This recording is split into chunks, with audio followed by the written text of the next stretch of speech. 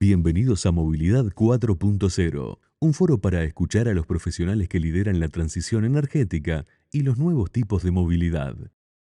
Les damos la bienvenida y les pido un aplauso para Verónica Díaz Moreno, profesora agregado del Grupo Interdisciplinario de Ingeniería Electroquímica del Instituto de Ingeniería Química y de la Facultad de Ingeniería de la UDELAR. Además, ella trabaja en temas vinculados a la ingeniería electroquímica, al hidrógeno verde, producción, almacenamiento y usos y movilidad eléctrica. Así que le damos la bienvenida y hace rato que está acá, así que está bueno que ella empiece y pueda compartir con ustedes esta segunda presentación. Muchas gracias. Buenos días, muchísimas gracias por la invitación. Para nosotros es realmente un placer y valoramos sumamente positivo el poder mostrar y hacer visible nuestro trabajo. Bueno, la idea de la charla de hoy es presentarles un poquito el hidrógeno verde y la movilidad eléctrica, y para darles un poco de contexto que ya fue mencionado en la mañana. La figura presente muestra el gran desafío en el cual estamos insertos a través del compromiso que hemos asumido al suscribir el Acuerdo de París, en el cual en este tratado internacional que es jurídicamente vinculante, hemos asumido como país, junto con 196 otros suscriptos, el compromiso de limitar lo que es el aumento en la temperatura, que está asociado y con una meta aspiracional a cero emisiones. Para eso y para cumplir con estos objetivos tenemos que, esto está como basado en diferentes pilares que pasan desde la eficiencia, la electrificación, sí las energías renovables, pero aunque realicemos todos estos cambios en los distintos sectores, ya sea el transporte, la industria, hay siempre un 10% que está asociado a lo que son sectores de la economía que son muy difíciles de abatir, por lo cual, y es ahí donde aparece el hidrógeno verde y todo lo que es las tecnologías Power to X, perdón. Entonces, un poco eso, si bien tenemos esa circularidad o ese compromiso hacia emisiones netas de cero de gases de efecto invernadero al 2050, eso está enmarcado en 5 pilares fundamentales que fueron los que nombramos hasta ahora, donde el quinto serían esas moléculas verdes, en el sentido de que vamos a necesitar no solo electrones verdes asociados a esa energía renovable, sino también moléculas verdes, todo lo que son Power to X e hidrógeno verde.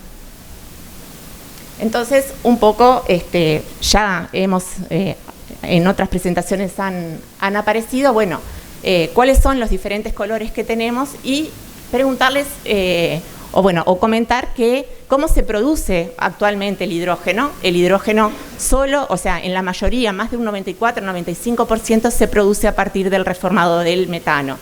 Entonces, en realidad lo que estamos generando con los diferentes colores es el hidrógeno gris, ¿sí? Perdón. Solo un 1%, entre un 1 y un 4% se produce por electrólisis. No me voy a detener en los colores que ya hablamos bastante, pero sí presentarles todo lo que es, o sea, más allá del hidrógeno, tenemos todo lo que son las tecnologías Power to X. A partir de energías renovables, puedo con agua alimentar el electrolizador y generar hidrógeno verde, y ese hidrógeno verde puede tener diferentes usos en movilidad eléctrica, en celdas de combustible, en la industria, para generar calor, para generar electricidad, o también puede entrar en unidades de proceso PTX y juntarse o asociarse con diferentes moléculas, como es el nitrógeno, para formar amoníaco y participar en lo que es como materia prima en la industria de los fertilizantes, también asociado a la movilidad, como vimos hoy. Y otra opción es combinarse con carbono biogénico, con fuentes de carbono, para formar diferentes combustibles, ya sea metanol, e-fuels, etcétera, que también tienen sus aplicaciones en transporte, minería. Incluso el hidrógeno se puede utilizar directamente en la industria minera para generar, hacer reducción directa de hierro. Entonces, un poquito presentar eso, ¿sí? A partir de todo lo que es la cadena de valor del hidrógeno y sus derivados, a partir de energías renovables y diferentes fuentes, tengo diferentes aplicaciones. Hoy nos importa conversar un poquito sobre la aplicación en el sector transporte asociados a estos combustibles. Bueno, en el primer panel, Wilson ya lo presentó. Uruguay, como país, ha suscrito el acuerdo. Si bien las emisiones de nuestro país corresponden al 0,04% de todas las emisiones de gases de efecto invernadero mundial, nuestro país siempre ha tenido políticas, ¿sí?, asociadas a el desarrollo con bajas emisiones. Ya hicimos una primera transición donde tenemos una matriz eléctrica con un alto porcentaje de energías renovables. Ahora estamos frente a otro desafío que implica la movilidad eléctrica y el uso del hidrógeno verde y los derivados. Y un poco esta diapositiva es lo que estuvieron hablando en el primer panel. Entonces, vamos a ver un poquito y a concentrarnos en lo que es el hidrógeno como tal, asociado a la movilidad eléctrica en celdas de combustible, y el hidrógeno combinado con esas fuentes de carbono, lo importante que sean esas fuentes de carbono sea de origen biogénico, para formar combustibles sintéticos o combustibles. Entonces, lo primero que vamos a ver es cuál sería la diferencia entre un motor de combustión interna alimentado con hidrógeno verde y una batería. Como vemos, los dos presentan ventajas y desventajas. La batería tiene una autonomía limitada, tiene un tiempo de carga mayor, va a depender de sus prestaciones, van a depender de la temperatura, y todo esto lo vamos a abordar después del almuerzo. Y el motor de combustión interna, si bien tiene mayor autonomía, el repostaje es más sencillo, más rápido, no está afectado por el clima, sí tiene el problema de las emisiones y lo que es el costo del combustible. Si juntamos las dos tecnologías, ¿sí?, la conjunción de los puntos positivos de ambas tecnologías es lo que presenta la celda de combustible. La celda de combustible, lo vamos a ver un poquito más adelante, es un dispositivo electroquímico que convierte energía química en energía eléctrica.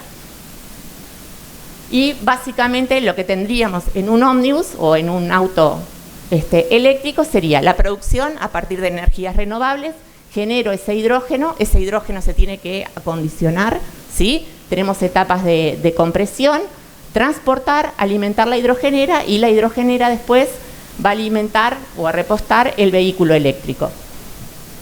Un poquito esto repite lo que ya mencionó Ariel, los distintos componentes del vehículo. El vehículo eléctrico, un vehículo a celda de combustible de hidrógeno también es un vehículo eléctrico. Los vehículos eléctricos no son solo los vehículos a baterías.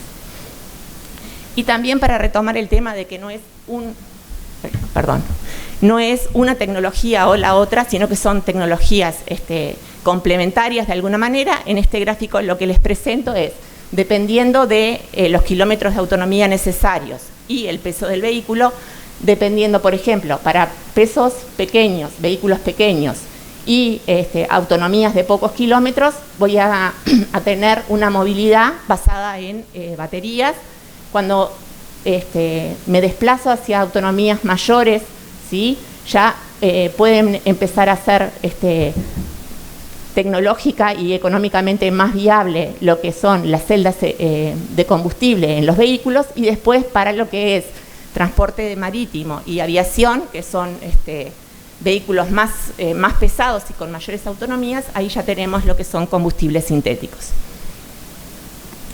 Ahora, me parecía sumamente importante mostrarles cuáles son las eficiencias comparativas entre las tres tecnologías.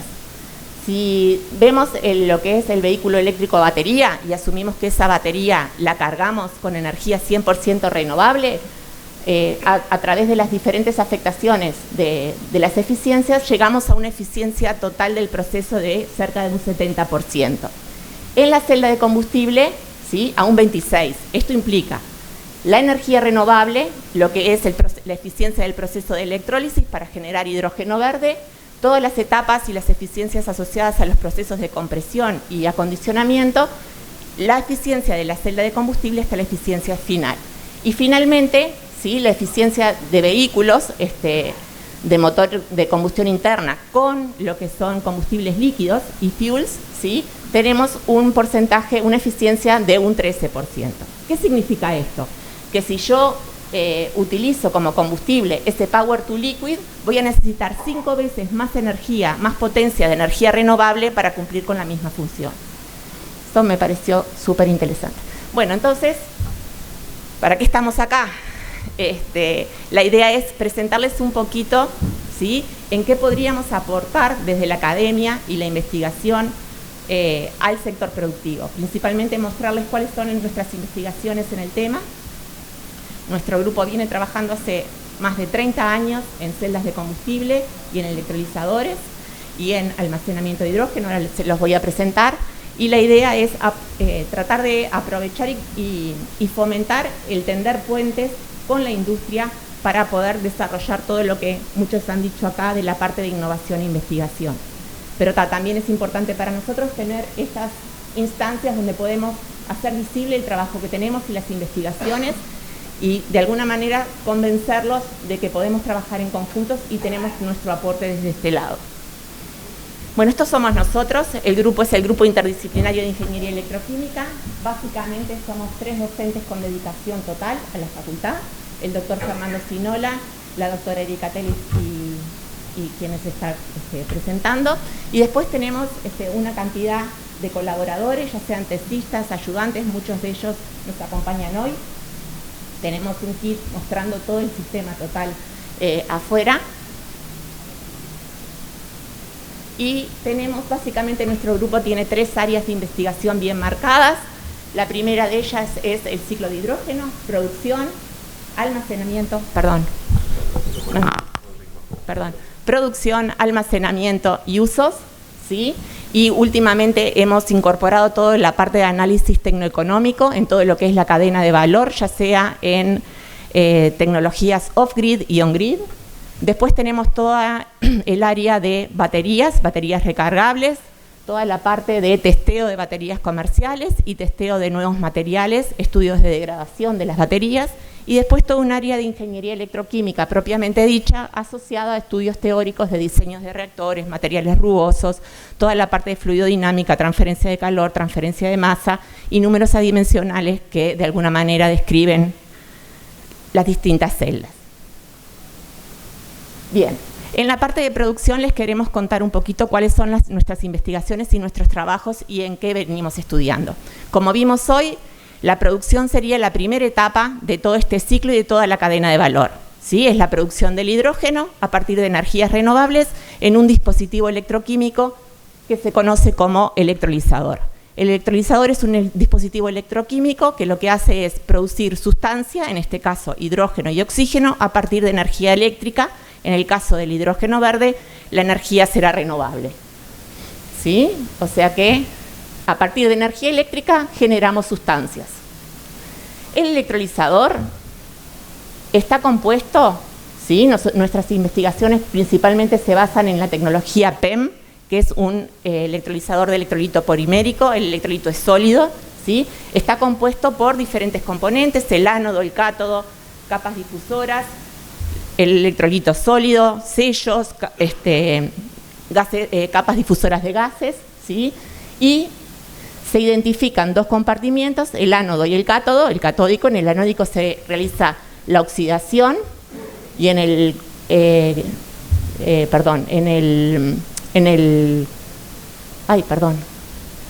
¿puedo ir para atrás? En el anódico tenemos la oxidación, en el catódico la reducción, y lo que hacemos es alimentar el electrolizador con agua en el compartimiento anódico. Esa agua más o menos se alimenta a 80 grados. En el compartimento anódico el agua reacciona en la superficie del electrocatalizador para generar oxígeno y protones. Los protones atraviesan la membrana del electrolito polimérico y los electrones el circuito externo para reaccionar, ¿sí?, con el hidrógeno, el protón con el electrón para generar hidrógeno. Y así es como funciona un electrolizador. ¿Qué es lo que nosotros hicimos en el laboratorio? Hicimos un montaje experimental donde tenemos un pequeño electrolizador y lo que estamos haciendo es testeando esos ensambles membranas electrodos que son el corazón del electrolizador. ¿Por qué? Porque entendemos que uno de los grandes aportes que podemos hacer desde nuestro lugar de trabajo es ayudar a lo que es la selección de la tecnología. existen distintos ensambles, membranas, electrodos, o sea, no solo existen distintas tecnologías de electrolisis, alcalina, PEM, óxido sólido, sino también dentro de la tecnología PEM existen distintos ensambles, distintos electrolizadores, distintos tipos de membrana de electrolito polimérico, y el comportamiento de esos ensambles no es siempre el mismo y depende de las condiciones de operación. Entonces, lo que nosotros intentamos en el laboratorio fue testear diferentes ensambles con distinta carga de electrocatalizador y distintos electrolito polimérico sólido y evaluar cuál es la performance del dispositivo, y a su vez también nos preguntamos cómo es la velocidad de degradación del mismo, porque como bien hemos visto, esto es todo tecnología que está en desarrollo, no es una tecnología madura. Bueno, esto es fotografías de lo que es el electrolizador con las distintas partes.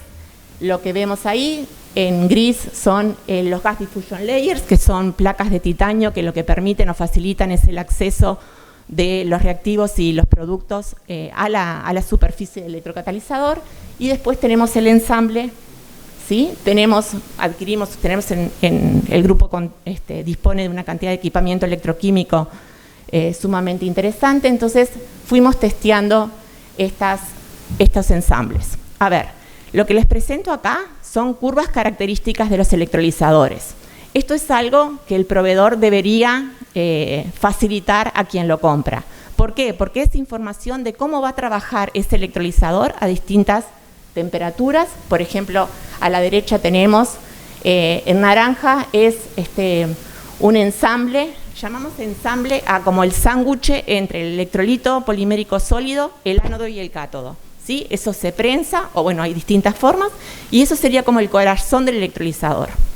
Entonces, para distintos ensambles con distintos electrocatalizadores, el naranja tiene óxido de rutenio iridio como ánodo, y el azul tiene solo platino como ánodo. Comparamos la performance y el desempeño de esos electrolizadores. Y lo que hacemos en la curva de polarización, o la curva de operación, es graficar el voltaje en función de la intensidad. Yo aplico una diferencia de potencial, ¿sí? Y eso genera que circule determinada intensidad por el sistema. Esa intensidad es directamente proporcional a la cantidad de hidrógeno que yo estoy generando, ¿sí? Esto es una única celda. Imagínense el electrolizador como una sucesión el stack, son varias celdas en serie en paralelo. Entonces, fíjense que para la misma, o sea, lo podemos ver de dos maneras, ¿no? Podemos fijar una intensidad, ¿sí? Si fijamos una intensidad de 0,2 amperes, tenemos potenciales o diferencias de potencial bien diferentes, ¿sí? ¿Qué quiere decir eso? Que para obtener la misma cantidad de hidrógeno, yo tengo que imponer en los bornes del electrolizador una diferencia de potencial de, supónganse que es prácticamente 2 versus a 1,6. O sea, es mucha la diferencia, y eso en muchas celdas, ¿sí? O sea que no es lo mismo adquirir un ensamble con platino que un ensamble de rutenio iridio. En todas esas cosas me parece que son interesantes, y es en donde nosotros podemos aportar a la selección de tecnología para las distintas empresas que van a seleccionar la compra de electrolizadores. Bueno, después hicimos curvas de operación a diferentes temperaturas para ver cuál sería la temperatura óptima de trabajo, y después evaluamos cómo se degrada. Esta es otra cosa. Cuando analizamos de alguna manera todo el conjunto, podemos estudiar a nivel de celda, a nivel de stack o a nivel de sistema total.